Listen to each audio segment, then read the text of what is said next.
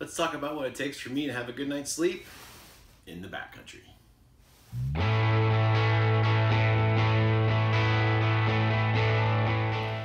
Hey everyone, welcome back, and let's continue to get ready for our adventure. Last time I talked a little bit about the pack that I used and some of the stuff I kept on the outside. And the pack is just one part of what I consider to be the three most important pieces or categories of equipment in backpacking. First one being the pack, the second one being your boots or your footwear, your foundation, and then the third being your sleep system. Sleep is really crucial to backpacking because if you're not comfortable and you're not getting a good night's sleep, you're not going to do well on the trail. All right, before I get too much farther, I just want to remind everyone that I do not have any sponsorship from these companies, and I'm not paid to make any of these statements. And that this is a gear that I use because it works well for me, and I'm not saying that it's the gear that you should use, because you should always go with what works for you and not what works for someone else. Of course, the main components of a sleep system are going to be the sleeping bag, and a tent. Now, I'm not going to cover the tent in this video because I want to do that in a separate video so that I can set it up outside, although right now it's winter in Montana and the weather is not really conducive for that. So the first thing we'll talk about is going to be the big one, which is going to be my sleeping bag. And the sleeping bag that I use is a Western Mountaineering 20-degree Alpenlight long. And it's cocooned inside of this compression sack.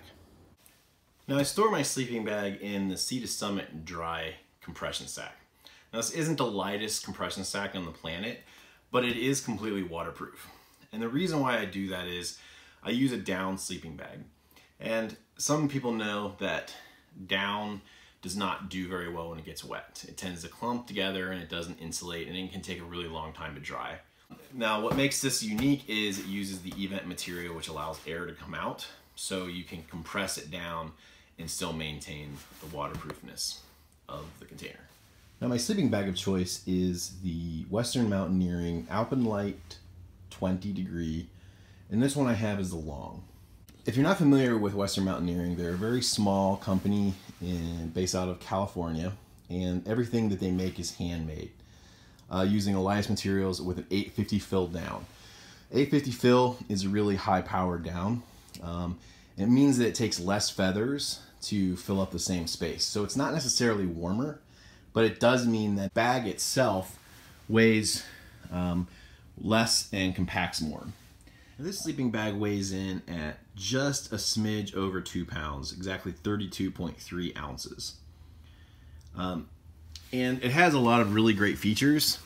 One is it has a full-length draft tube, as well as a draft collar on both the top and bottom that is able to be cinched down once Velcroed shut. And this allows for really great heat retention. And you can also bring down the hood as well. Right, and the next piece of equipment is going to be my sleeping pad, which currently is a Big Agnes AXL Air long wide.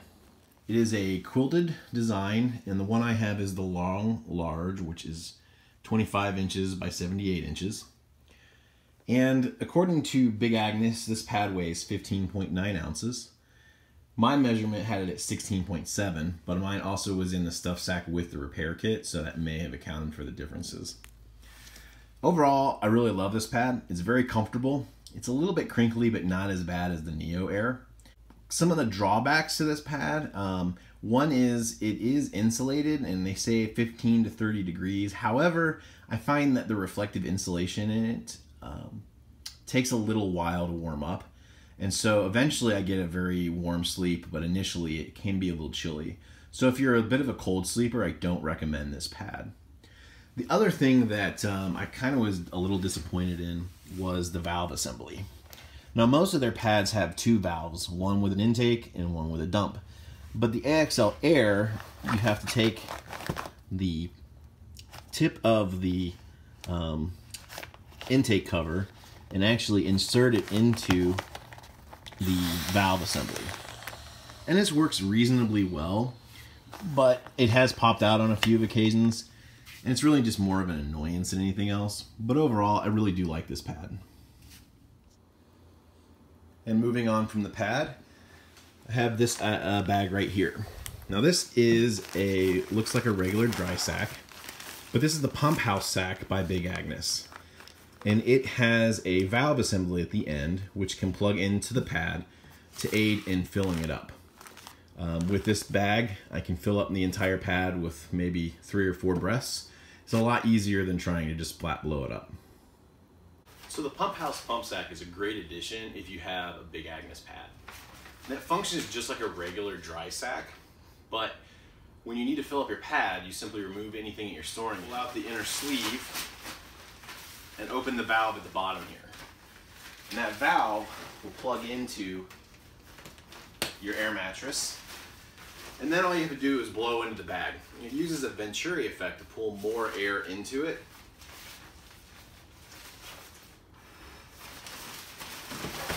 And then you can simply press the air directly into the pad. It'll take about 3 or 4 tries, or 5, depending on how well you are at it, to get it filled. But this allows it to happen a lot faster with fewer breaths, and it doesn't get as much moisture inside the pad over time. I also include in my sleep system a pair of long johns, because I typically do sleep in them, unless it's really, really warm.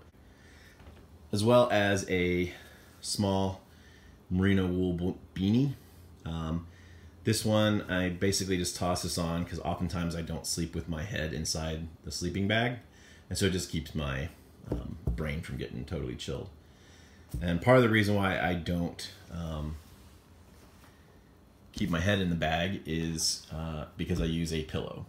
Now, yes, you don't need to use a pillow, and it is a luxury item, but it is a luxury item that I have decided that I cannot live without. And this is the Sea to Summit Aero Pillow Ultralight. I used to do the old stuff your stuff sack full of clothes and use it as a pillow, and I'd wake up with the clothes spilling out and everything everywhere.